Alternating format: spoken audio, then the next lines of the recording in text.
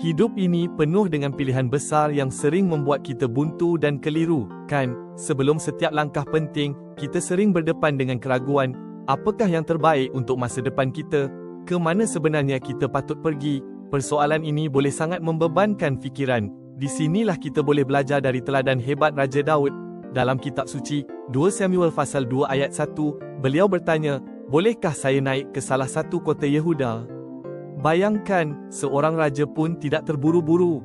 Beliau berhenti, mencari wajah Tuhan, dan meminta petunjuknya. Ini menunjukkan kerendahan hati dan kepercayaan penuh. Begitulah juga kita dalam kehidupan seharian, sama ada dalam kerjaya, hubungan, atau keputusan yang mengubah hidup. Ambillah masa untuk berhenti seketika, berdoa dengan sepenuh hati, cari bimbingannya, dan percayalah dengan iman yang teguh. Kasih Tuhan yang tidak berkesudahan sentiasa membimbing langkah kita, membawa ketenangan dan keyakinan. Dia sentiasa ada untuk kita.